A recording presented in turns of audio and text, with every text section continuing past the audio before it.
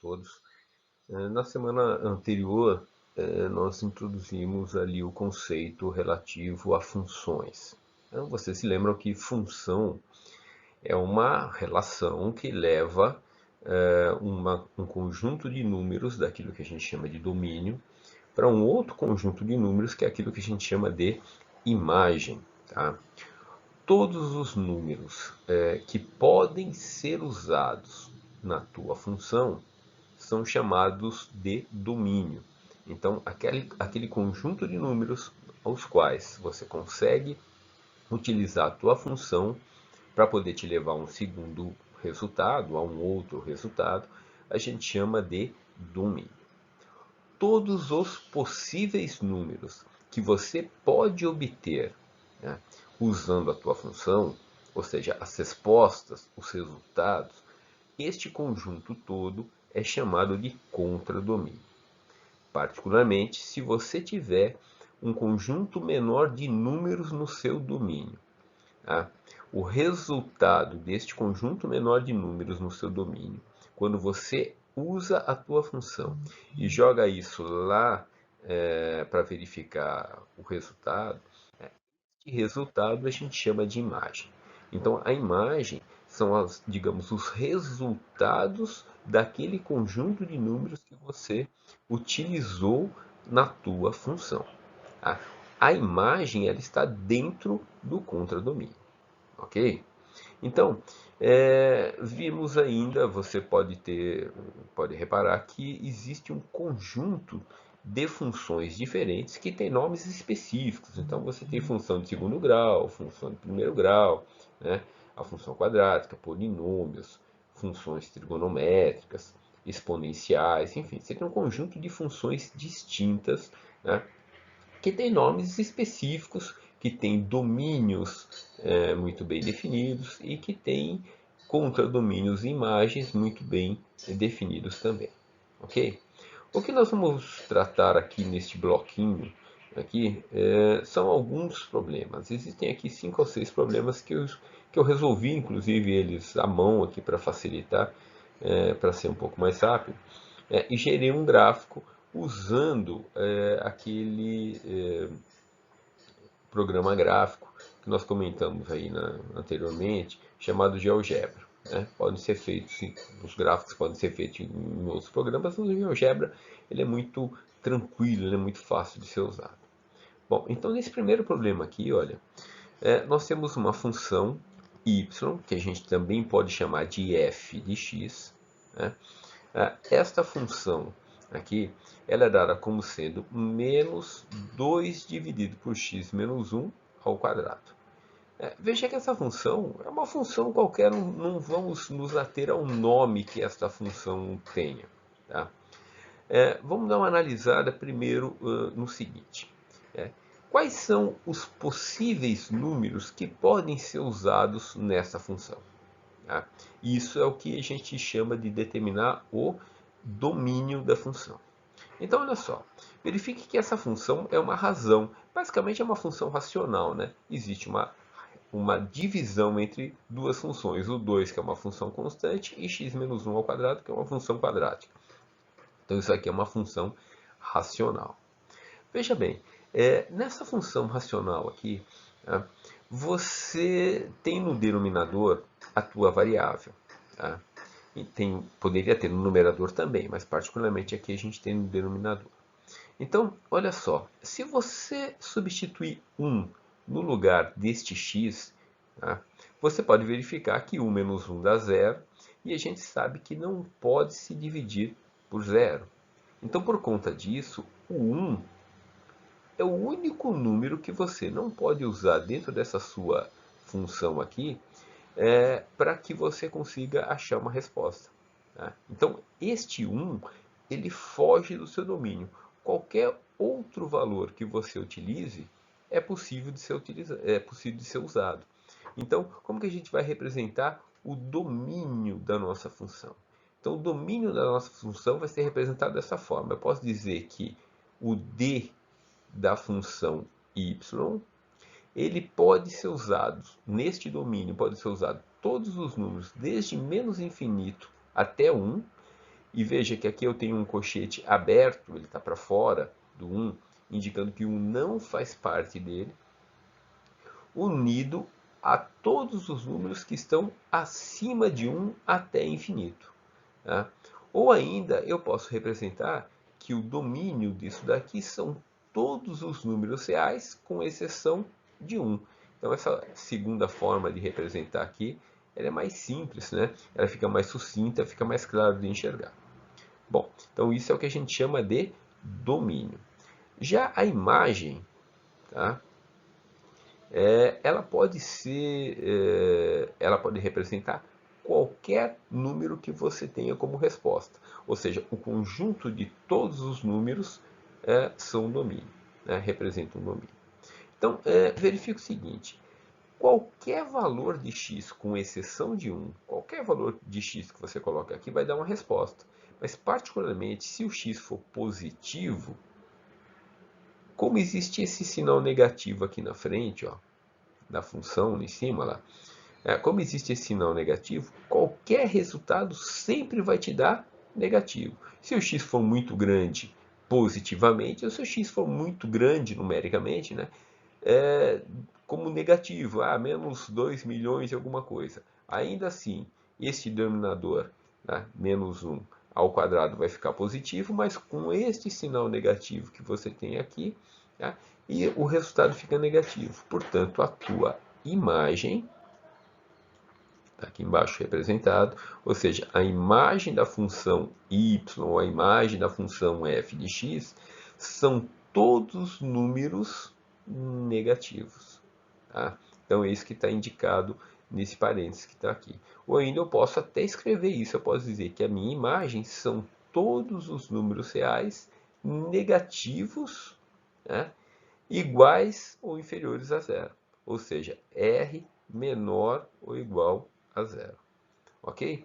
Na figura aqui do lado, olha só, a figura ajuda muito a gente identificar quem é o domínio. Veja, isso aqui é um plano cartesiano. Aqui eu tenho o eixo Y. Neste lado aqui, olha, eu tenho o eixo X. Então veja que num plano inclinado, o que acontece? Num plano inclinado, o eixo Y representa para a gente, tá, o domínio e o contradomínio e a imagem. E x representa o domínio. Então note o seguinte, esse gráfico foi construído ali usando GeoGebra. Eu inseri a equação, ele me forneceu esse gráfico. Então olha só, perceba que aqui, olha, onde está essa linha tracejada, aqui em vermelho, essa linha aqui, né, representa exatamente o número 1. Ou seja, pode verificar que a tua função ela vai aqui, olha, diminuindo, diminuindo, diminuindo, ela vai se aproximando do 1, mas ela nunca vai chegar a 1, porque o 1 eu não posso usar. E do lado de cá a mesma coisa. Então veja, toda essa linha aqui, para a direita ou para a esquerda, toda essa linha aqui representa o meu domínio. A minha imagem são todos os números representados abaixo de zero aqui. Ok? Então o gráfico ajuda bastante a gente a verificar a questão de domínio e contradomínio. Né? Se você tiver em contato com um computador e puder acessar, por exemplo, esse programa, ele funciona também no celular, você consegue colocar a função e dá para a gente identificar pela função quem é domínio, quem é imagem. Ajuda bastante. Ok? Bom, vamos analisar este outro problema aqui. Olha só, isso aqui também é uma função racional. Você tem uma equação de primeiro grau aqui em cima e uma equação de primeiro grau aqui embaixo. São duas equações paralelas entre si. Nós teríamos duas equações, a primeira que passaria por menos 1, né, inclinada para cima, e uma segunda que passaria por menos 4, inclinada para cima. Seria mais ou menos isso aqui, ó. E a outra aqui. Seriam essas duas funções. Só que quando a gente faz, né, a divisão entre elas, deixa eu apagar isso aqui. Se nós fizermos a divisão entre elas, resulta nessas duas curvas que a gente está vendo na figura aqui embaixo. Bom, então olha só, independente da gente olhar para a figura ou não, Uma coisa a gente sabe que quando você tem um denominador, esse denominador não pode ser zero, ele tem que ser diferente de zero. E veja, todos os números que você utilizar para x são passíveis de serem usados, menos o 4. Porque se x for igual a 4, o denominador vira zero, logo você não tem solução para o teu problema. Você fala, mas e o 1? Pode ser 1? Pode, 1 pode, porque o 1 zera o numerador e não o denominador. O denominador aqui não pode ser zero. Logo, o meu domínio são todos os números possíveis menos o número 4.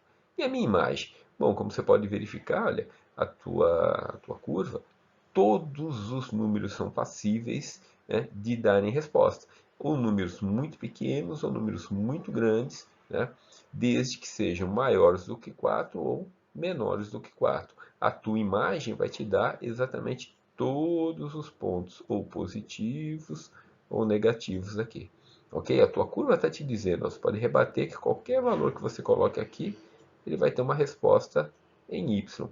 E qualquer valor muito pequeno que você coloque aqui, ele vai ter uma resposta em y. Ok? Então, está aqui um segundo exemplo. Neste exercício aqui, olha, nós temos uma situação um pouquinho diferente. Ele diz o seguinte, ele diz que você tem que obter uma função de primeiro grau.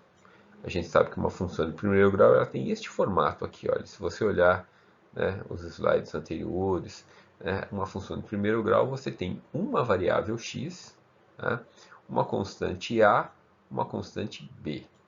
B a gente chama de coeficiente linear e a é o coeficiente angular.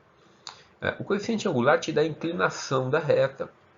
O coeficiente linear te dá o lugar no eixo y, né, onde aquela reta cruza ou corta o eixo. Ok? Bom, nesse problema ele diz o seguinte, ele falou, olha, você tem uma função de primeiro grau, só que você não sabe quanto que vale o a e quanto que vale o b. Tá? Ele quer que você descubra isso. Em contrapartida, ele te dá dois pares de número. Ele te diz que quando o x vale menos 1, a resposta da função é 2. E quando x é igual a 2, a resposta da função é 3. Então, olha só, como que a gente vai fazer esse problema aqui? A gente vai pegar a equação do primeiro grau, aquela que está escrita aqui, ax mais b, essa daqui, ó. E você vai fazer o seguinte, você vai substituir no lugar de x menos 1. Então aqui eu tenho a multiplicado por x, que é menos 1, mais b. Só que você sabe que quando o x é menos 1, o resultado dessa conta é 2. Então coloquei aqui. E aí eu vou repetir esse procedimento para o outro número que a gente tem. Quando x for 2, então eu coloco lá, pego a minha função a vezes 2 mais b. Quando 2 é colocado no lugar de x, a minha função diz que o resultado tem que ser 3. Então eu coloquei aqui. Agora note o seguinte, ó, você tem que 2 é igual a vezes menos 1 mais b, e você tem que 3 é igual a vezes 2 mais b. Então você tem um sistema com duas equações e duas incógnitas. Então o que a gente pode fazer para resolver esse problema? Bom, existem algumas operações, algumas formas de você resolver, né, um sistema de equações. Né? A forma é a seguinte, dentre elas, né, eu posso fazer a seguinte coisa, eu posso pegar, por exemplo, traçar uma linha aqui, né, e pegar a equação de baixo e subtrair da de cima, termo a termo. Então, olha, do lado de cada igualdade, eu pego 2 menos 3. 2 menos 3 dá menos 1. Aí eu tenho menos 1 vezes A, menos 2 vezes A. Menos 1 menos 2 dá menos 3 vezes A. E aí eu tenho mais B menos B. Mais B menos B dá zero. E aí sobra somente o A. Então eu vou ficar com menos 1 igual a menos 3 vezes A. Quando você tem menos 1 igual a menos 3 vezes A, o sinal negativo pode ser simplificado. Se multiplica os dois lados por menos 1, né, ele fica positivo. E esse 3 que está aqui, olha, multiplicando o A, né, como ele está multiplicando, a gente vai passar para o outro lado dividindo. Então, o sinal negativo que tinha aqui ficou positivo, e este 3 vai passar dividindo 1. Portanto, o A vale 1/3. Se A vale 1/3, volta para as duas equações. Tanto esta daqui quanto esta, se você substituir no lugar do A o 1/3, a gente consegue achar o valor de B. Então, olha só. Se A é 1/3, tá? Então, eu coloco aqui, vou pegar, por exemplo, a equação de baixo, ó, essa daqui. Coloquei 3 igual a, que é 1/3 vezes 2, então 2 vezes 1/3 dá 2/3, mais B. Aí eu pego esse 2 vezes 1/3 ou 2/3, passo para o lado de lá da igualdade, e aí vai ficar 3 menos 2/3. Quando você tem 3 menos 2/3, você tira o mínimo. Ó, quem é o mínimo? Aqui, debaixo desse 3 aqui, eu tenho o número 1. Então, o mínimo entre 3 e 1 é 3. Lembra como que a gente faz a operação? Olha, pega o de baixo, denominador, divide por 1, multiplica pelo de cima. Então, 3 dividido por 1 dá 3, vezes 3 dá 9. E aqui eu tenho 3 dividido por 3 dá 1. 1 vezes menos 2 dá menos 2. 9 menos 2 dá 7 sobre 3. Portanto, B é 7/3. Voltando para a minha equação, então, ela tá aqui em cima, ó, f, essa daqui, ó. Estou marcando com uma bolinha aqui em volta. O f de x é igual a ax mais b. O a eu sei que vale 1/3. O b eu sei que vale 7/3. Portanto, essa expressão aqui é a minha função. É isso que o problema pedia. Eu representei essa função neste gráfico.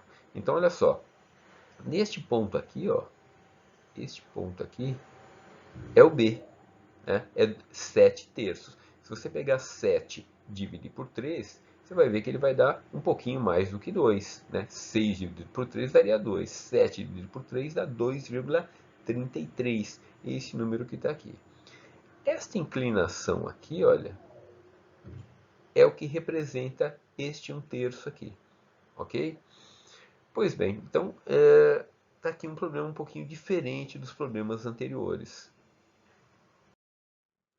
Aqui mais um exemplo de função racional. Né? Você tem uma equação de segundo grau em cima do denominador e uma equação de segundo grau embaixo. Quando você faz a razão entre elas, resulta nessa curva que está aqui à sua direita. Então, olha só. Neste problema, uma coisa que ele pede para você fazer é determinar uma função inversa. A função inversa, né, é basicamente você isolar o y, né, e o x da sua função. É você deixar o x sozinho de um lado. Então, note o seguinte. Neste problema aqui, tá, deixar o x sozinho não é tão trivial assim. Então, veja o seguinte. O que eu fiz aqui? Olha, eu posso, né, transferir, né, transformar, pegar este número aqui, olha, passar multiplicando o y, né? Aí eu pego o y que está aqui e passo dividindo. Então vai ficar x² sobre y. Aí eu vou pegar esse x² que está aqui em cima e vou passar dividindo aquele sujeito que eu passei multiplicando antes. Tá? Esse x mais 2. Bom, aí você fala, poxa vida, mas e aí? Como que eu vou isolar o x? Ainda é um problema. Então, para a gente não fazer esse tipo de coisa, porque senão não vai dar solução aqui, né? A gente vai apagar isso aqui, a gente vai ter que, neste caso, inventar uma magiquinha aqui. A mágica aqui é a seguinte, olha só. Eu vou pegar o denominador e eu vou pegar, veja que você tem x² mais 1. Eu vou colocar o x² em evidência. Né? É mais ou menos algo como o que nós falamos anteriormente, que é o fatorar. Então, eu vou colocar o x ao quadrado em evidência. Quando você coloca esse x ao quadrado em evidência, tá? Olha só, o que é colocar em evidência? É você colocar ele para fora de um parênteses, de tal forma que se você aplicar aqui a tal da regra do chuveirinho, né, multiplica o primeiro, depois pega aqui e multiplica o segundo, você volta para a condição ou para a equação que você tinha antes. Então, olha só, se você colocar o x ao quadrado, quando você pega x ao quadrado, divide por x ao quadrado, isso aqui vai dar 1. Se você pegar o 1 dividir por x ao quadrado, né, vai dar 1 dividido por x ao quadrado. Note que se você voltar a tua função, olha, você pega x ao quadrado vezes 1, vai dar o x ao quadrado que você tinha antes. Se você pegar x ao quadrado vezes 1 sobre x ao quadrado, esse x ao quadrado com esse cancela e sobra somente 1, ou seja, você volta para a equação anterior. Então, o teu denominador, que era x ao quadrado mais 1, pode ser escrito como x ao quadrado separado, tá? Onde você coloca entre parênteses 1 mais 1 sobre x quadrado, que é o que está escrito aqui nessa expressão. Tá? Só que lembra do seguinte, em cima você já tinha um número que era x ao quadrado, embaixo você tem um x ao quadrado multiplicando outro termo. Tá? Portanto, eu posso dividir esse x ao quadrado por x ao quadrado. E isso sobra 1 no denominador. E aquele x ao quadrado que eu tinha multiplicando esse termo aqui, olha, também sumiu. Portanto, a minha expressão ficou 1 dividido por 1 mais x quadrado. Note, olha só, parece confusa essa história, mas este termo aqui, olha, e este daqui de cima são exatamente iguais. É a mesma coisa, só está escrito num formato diferente. Só que neste formato aqui fica mais fácil, porque olha só, se y sobre 1 é 1 sobre 1 mais x, 1 sobre x quadrado, o inverso também é verdadeiro. 1 mais 1 sobre x quadrado é igual a 1 sobre y. Tá? Agora fica mais fácil da gente isolar o x, porque eu pego este 1, passo para o lado de lá. Esses barulhos que vocês devem escutar no fundo aqui é o famoso Construções de Balneário Camboriú, né? Mas voltando aqui. Então eu pego este 1, passo para o lado de lá da igualdade, tá? Fiquei do lado esquerdo com 1 sobre x quadrado. E do lado de lá eu tinha 1 sobre y, tá? E este 1 que passou aqui ficou como menos 1.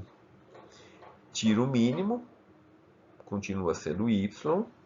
Y por y dá 1 vezes 1 dá 1. Y por 1 dá y vezes 1 dá y. Portanto, vou ficar com 1 menos y sobre y. Isso daqui era 1 sobre x quadrado. Tá?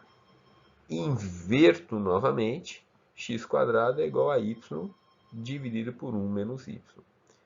Como está elevado ao quadrado, para deixar o x sozinho, eu tiro a raiz dos dois lados. Raiz de x quadrado, né? Raiz de x quadrado é igual a x, né? E do lado de cá ficou a raiz, ok? Neste gráfico aqui do lado, né, nós temos a seguinte coisa. Nós temos esta função, tá? E aqui a gente vai verificar o seguinte, que nesta função aqui, olha, o meu domínio pode ser qualquer número, olha só. Todos os números aqui podem ser representados, porque mesmo que x seja 0, que x seja menos 1, que x seja 1, este resultado sempre esse número nunca vai te dar zero no denominador. Então, qualquer valor de x é possível. Portanto, o domínio da minha função aqui, olha, a gente pode representar aí, tá difícil escrever aqui, domínio, a gente pode dizer que ele é igual aos números reais. Tá feio aqui meu R aqui, números reais. Agora, a minha imagem já não. Porque veja, Se, por exemplo, o meu x for zero, vai dar zero em cima e 1 embaixo, que vai dar zero. Tá? Fora isso, como o x está sempre ao quadrado, os meus resultados sempre vão ser positivos. Mas se você começar a substituir valores de x muito grandes, tá? Este 1 ele já não vai fazer muita diferença. Tá? Então imagina que você tenha x igual a 1 milhão. Ao quadrado dá 1 milhão ao quadrado.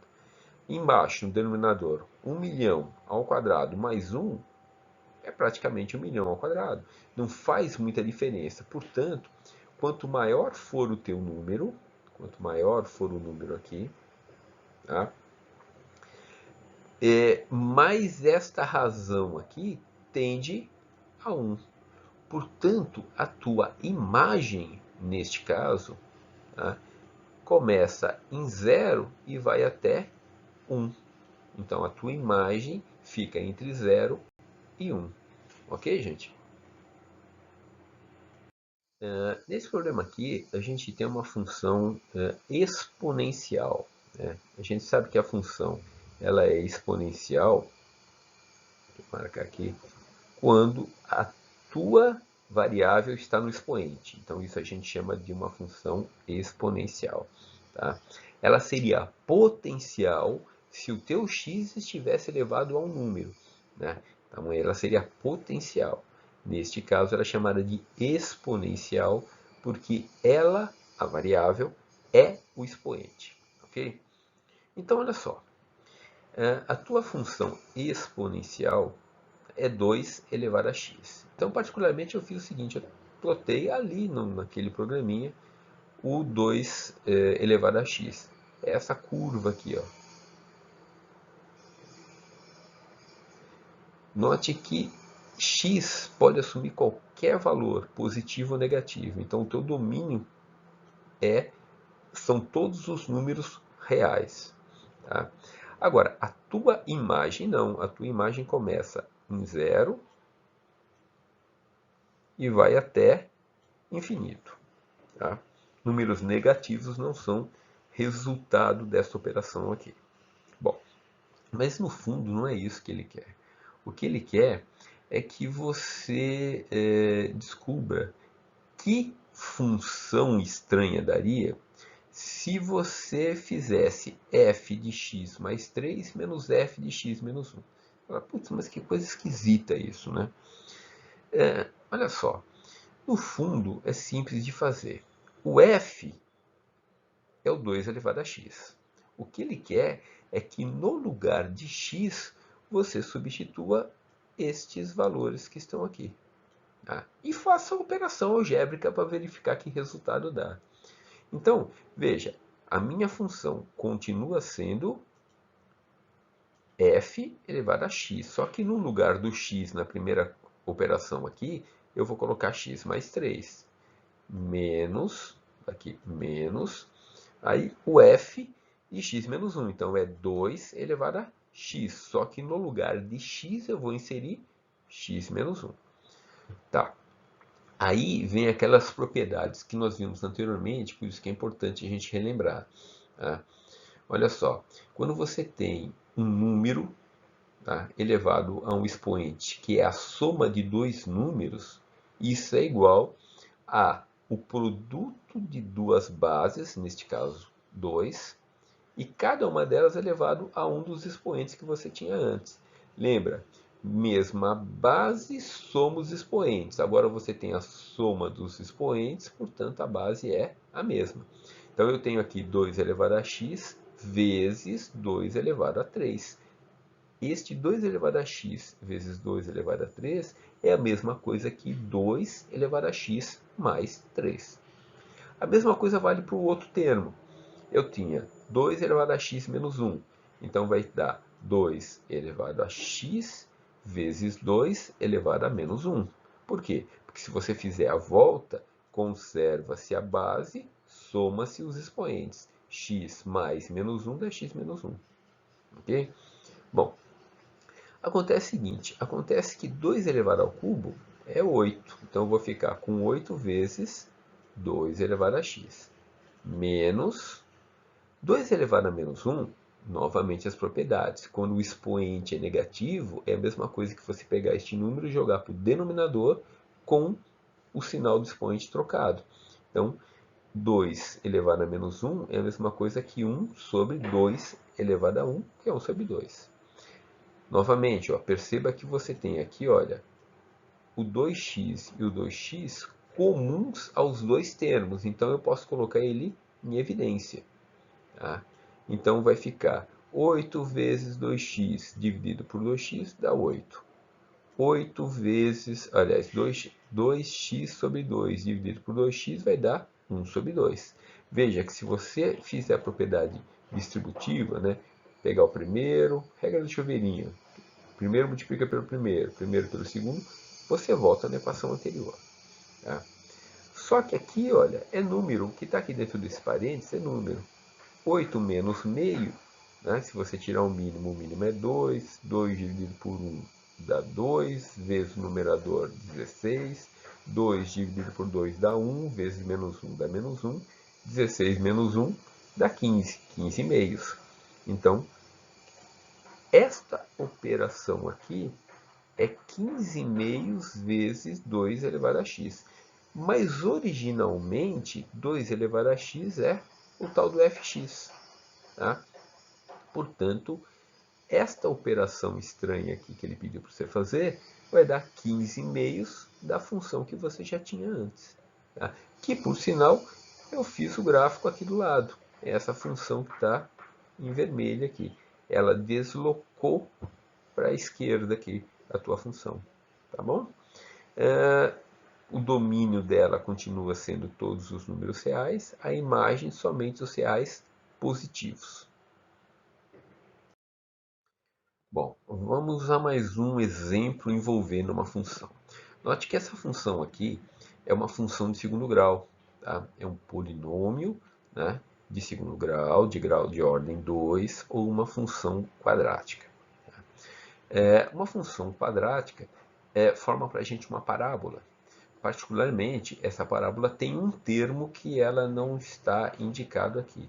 Lembra que uma função de segundo grau ela é dada por ax mais ax quadrado mais bx mais c.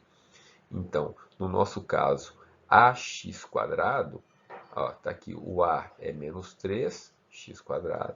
Né? O segundo termo mais bx, o b é 24, x.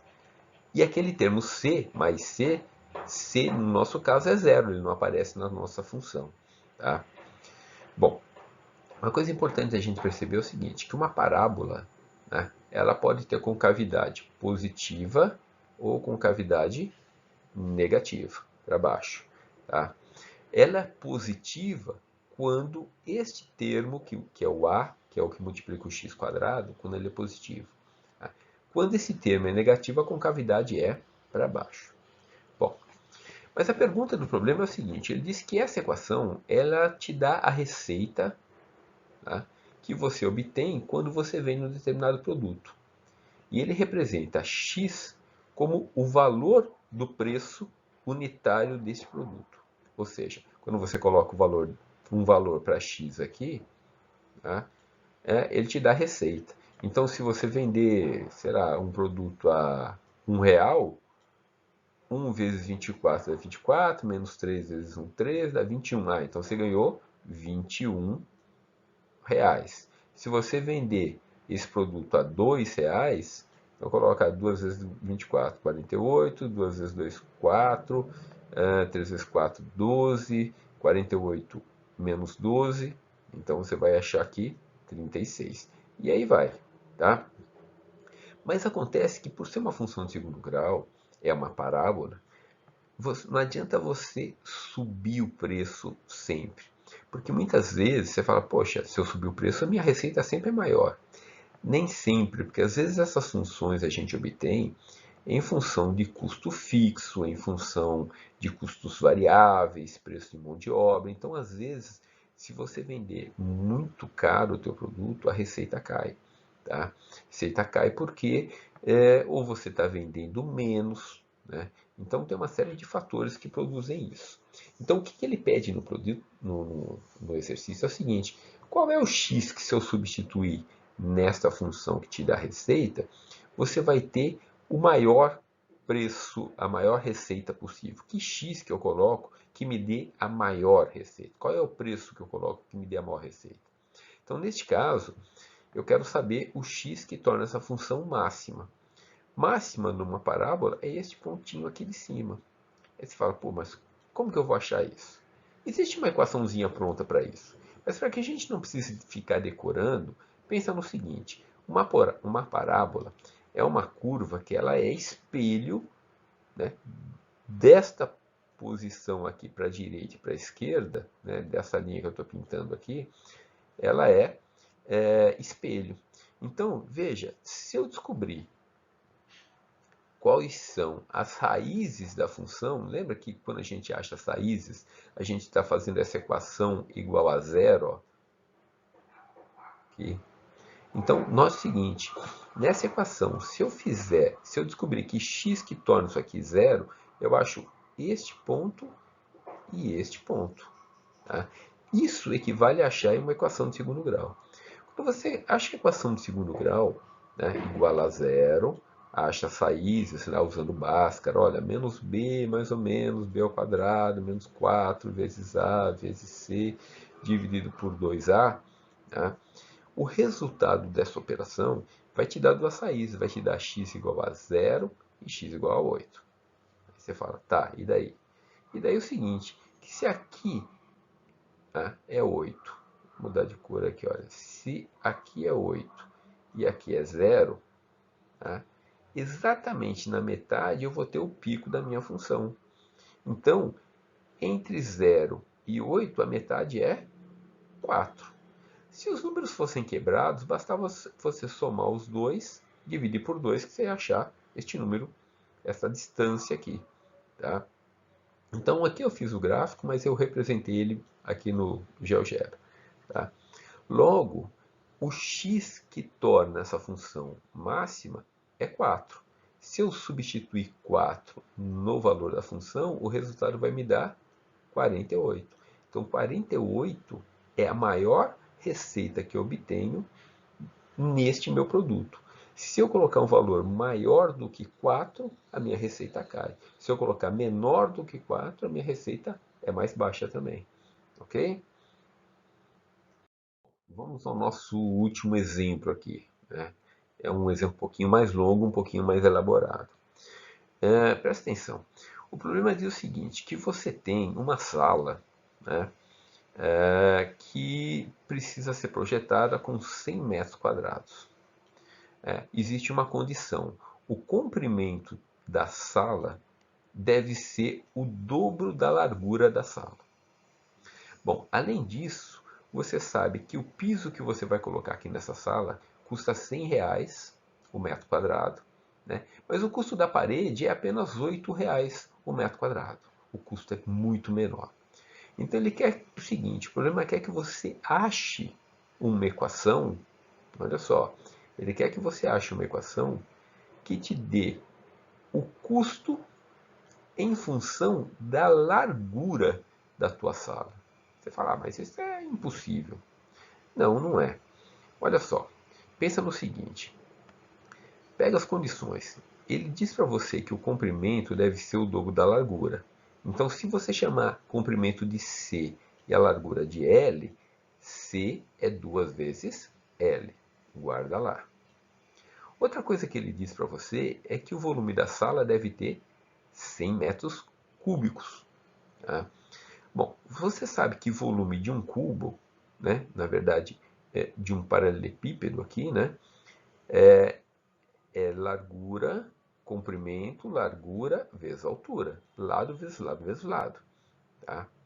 Você sabe que o comprimento tem que ser 2 vezes L. Então vai ficar 2 vezes L vezes L. 2 vezes L vezes L dá 2 vezes L ao quadrado. Tudo isso vezes a altura. E você sabe que o resultado desta operação aqui tem que ser 100.